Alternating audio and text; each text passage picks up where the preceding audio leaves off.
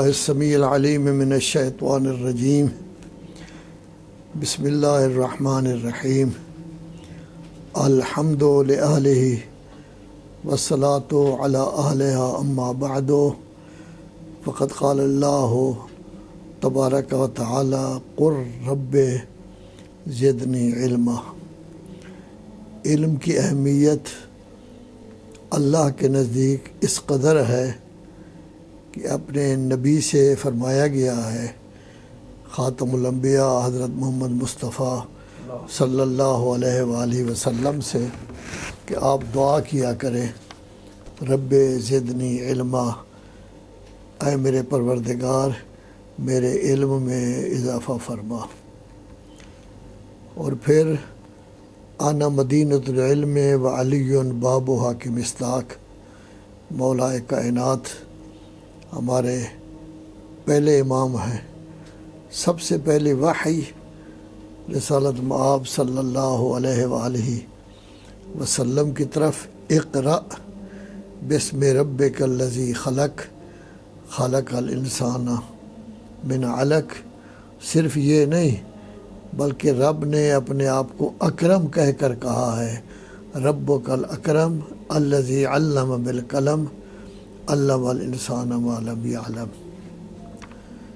جب تک استعمار کی حکومتیں نجف و کربلا پر رہیں تو بہت بڑی بڑی شخصیتیں، بہت بڑے بڑے مجتہدین، بہت بڑے مجدد، بہت زیادہ انہوں نے خدمت کی ہے، حتیٰ کہ 4 سال بعد نجف اشرف کے حوضے کو 1000 سال ہو گیا تھا، اور کربلا میں بھی تعلیم کا سلسلہ اسی طرح جاری رہا۔ الحمدللہ اس وقت اسلامی حکومت قائم ہے۔ جب سے اسلامی حکومت کا قیام عمل میں آیا ہے، نجف بھی کافی اضافہ ہو رہا ہے، اس میں کربلا میں، حرم میں، آبادیوں میں بہت زیادہ اضافہ ہو رہا ہے، اور بڑی خوشی کی بات ہے کہ نجف کا حوضہ بھی اب بزرگ علماء کی رہبری میں قائم و دائم ہے، اور اس میں طلبہ کا اضافہ ہو رہا ہے۔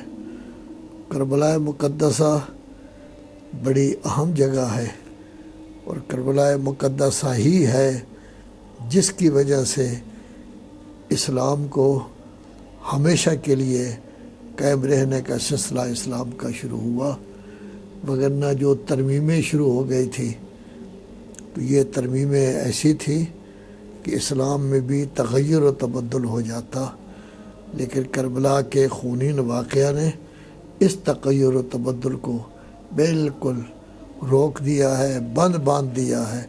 اب اسلام اپنی جگہ پر موجود ہے، جو اس کے مطابق چلے گا وہ مسلمان ہوگا، لیکن کسی شخصیت کو، کسی بادشاہ کو، کسی کو اس میں ترمیم کرنے کی کوئی جرأت پھر نہیں ہوگی۔ الحمدللہ حضرت عباس علمدار علیہ السلام، جن کو قمر بنی ہاشم کے نام سے تعبیر کیا جاتا ہے، اور مولائے کائنات کے اہم ترین شاگرد تھے، انہوں نے علم براہ راست مولائے کائنات سے لیا ہے۔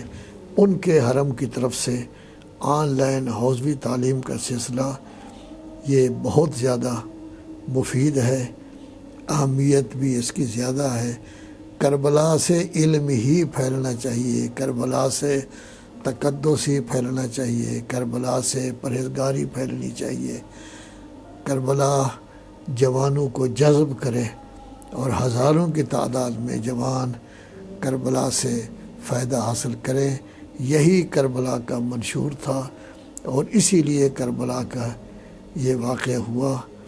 کورس ماشاءاللہ جو معین کیا گیا ہے وہ کافی اچھا ہے، لیکن ضرورت یہ ہے کہ جو طالب علم بھی داخلہ لیتا ہے، سب سے پہلے کلمہ، اور پھر اذان و اقامت، اور پھر نماز کے بعد دعا، زیارت، ان تمام کو بالکل صحیح ہونا چاہیے، کسی قسم کی کوئی خامی نہ ہو، اور اس کا ترجمہ بھی طالب علم کو معلوم ہونا چاہیے، تاکہ اسے پتہ ہو میں جو کچھ پڑھ رہا ہوں کیا پڑھ رہا ہوں، اس کا مطلب کیا ہے۔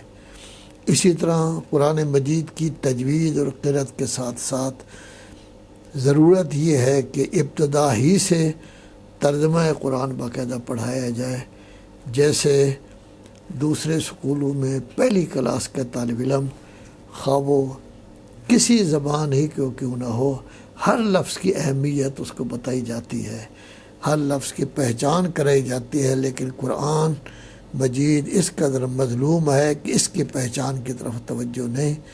تو کربلا کے حرم سے ہم یہ توقع کرتے ہیں کہ تمام بچوں کو قرآن مجید ترجمہ کے ساتھ پڑھایا جائے۔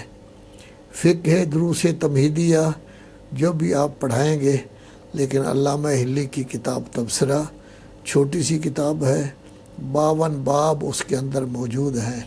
اگر یہ طالب علموں کو مکمل طور پر ازبر قرار دی جائے، یاد قرار دی جائے، تو منہاج الصالحین یہ جو بھی پڑھیں گے تو اس سے حقیقی فائدہ اٹھا سکیں گے۔ منطق مظفر بہت اچھی کتاب ہے، لیکن اصل کتاب عیسیٰ غوجی ہے جو حضرت عیسیٰ سے پہلے کی کتاب ہے۔ اس میں تمام چیزوں کی بنیادی تعریفیں آ جاتی ہیں۔ یہ طالب علم کو اس طرح یاد کرائی جائے کہ وہ کبھی اس کو نہ بھولے، تاکہ بعد والی کتابوں میں جب اس کی تفصیل آئے گی تو اس کے لیے پڑھنا جو ہے وہ بہت اچھا رہے گا۔ نحو میں بھی ایک کتاب ان کو مختصر پوری طرح یاد کرائی جائے تاکہ نحو کے قواعد اس کے ذہن میں آ جائیں۔ اسی طرح صرف میں بھی صرف بھی بہت زیادہ ضروری ہے، ابواب الصرف بھی پڑھائی جائے تاکہ طالب علم گردان کر سکے، ان کو پتہ چلے۔ باقی جتنا صرف کی آپ کتابیں پڑھائیں گے اس کو قرآن مجید میں صرف کے سلسلے میں گردانوں کا سلسلے کا جو ہے پتہ چل جائے گا۔ سب سے زیادہ ضرورت عقائد کی ہے، اور ہمارے مومنین حضرات کے اکثر کے عقائد ٹھیک نہیں ہوتے، اور قرآن مجید نے بھی یہی کہا ہے کہ اکثر کے عقائد جو ہے وہ ٹھیک نہیں ہے۔ اکثر کے بارے میں کہا گیا ہے کہ وہ مشرک ہیں۔ ایسی صورت میں عقائد کی طرف بڑی توجہ دی جائے۔ لغت عربیہ بہت زیادہ ضروری ہے، بلکہ جب نجف سے کوئی آدمی یا کربلا سے پڑھ کر آتا ہے تو توقع ہے کہ وہ عربی بول چال میں بھی بہت اچھا ثابت ہوگا، چونکہ یہاں ہمارا مقابلے میں جو ہے ہمارے مقابلے میں برادران اہل سنت ہیں، ان میں علمی کام بہت زیادہ ہو رہا ہے۔ ان کے کئی مدارس ایسے ہیں کہ جہاں کے طلباء ہمیشہ گفتگو عربی میں کرتے ہیں، ان کے علماء بھی عربی میں گفتگو کرتے ہیں۔ وہاں سے جو شخص پڑھ کر آئے تو صرف لغت عربیہ کی 1-2 کتابیں نہیں، بلکہ اس کو اتنا کچھ پڑھنا چاہیے کہ بہترین انداز میں وہ بات چیت کر سکے۔ سیدھی سادی بات ہے کہ قرآن مجید 1400 سال پہلے نازل ہوا ہے۔ جب تک وہ ادب عربی پرانا نہیں پڑھیں گے، اس زمانے کا نہیں پڑھیں گے، حتیٰ کہ سب و مولکہ اور اس طرح کی چیزیں نہیں پڑھیں گے، ان کے لیے قرآن مجید کا سمجھنا جو ہے وہ بہت مشکل ہوگا۔ بلاغت کی کوئی کتاب بھی آپ پڑھائیں، لیکن بالکل چھوٹی سی کتاب تلخیص المفتاح وہ ضرور پڑھائیں تاکہ بلاغت کے تمام قواعد جو ہیں وہ اس کو معلوم ہو جائیں۔ ضرورت یہ ہے کہ جن طلبہ کو پڑھایا جائے ان کے استاد جدی ہوں، ان کے استاد محنتی ہوں، ان کے استاد تجربہ کار ہوں، طلبہ کو اپنی اولاد سمجھیں، جیسے پرانے زمانے میں ہمارے علماء طلبہ کو اولاد سمجھ کر ان کی صحیح تربیت کیا کرتے تھے، تربیت اخلاقی بھی کرتے تھے، علمی تربیت بھی کرتے تھے۔ اسی طرح اس طرح کے استاد ہوں تاکہ ان کی صحیح تربیت کریں۔ 4 سال کے کورس کے بعد ضروری نہیں ہے کہ آپ اس کو ختم کر دیں، اگر اس کو 8 سال تک لے جائیں تاکہ یہ فوق لسانس ایم اے تک پڑھ لیں تو ظاہر ہے کہ یہ زیادہ مفید ثابت ہو سکیں گے بنسبت 4 سال کے۔ بہرحال کام بہت اچھا ہے، ابتدا بڑی اچھی ہے۔ جن لوگوں نے اس کو تاسیس کیا ہے ہم ان کو سلام کرتے ہیں، ہم ان کے لیے ہمیشہ دعا گو ہیں۔ ضرورت یہ ہے کہ ایسے بہترین انداز میں اس کو پڑھایا جائے، طالب علموں کی تربیت کی جائے کہ جیسے کربلا ایک مثالی شہر ہے، اس سے فارغ و تحصیل ہو کر جو طلباء آئیں وہ بھی مثالی بنے تاکہ لوگوں کو پتہ چلے یہ حرم حضرت عباس کی طرف سے قائم شدہ ادارہ سے پڑھ کر آیا ہے۔ ہماری دعا ہے کہ خداوند عالم ان کے منتظمین، ان کے مؤسسین، ان میں کام کرنے والے، ان کی بھی توفیقات میں اللہ تبارک و تعالیٰ اضافہ فرمائے، اور جو بچے طلباء اس میں پڑھیں گے، آن لائن پڑھیں گے یا ویسے وہاں جا کے پڑھیں گے، ان کو عالم بعلم بننے کی توفیق عطا فرمائے۔ وصلی اللہ علی سیدنا محمد وآلہ الطیبین الطاہرین المعصومین۔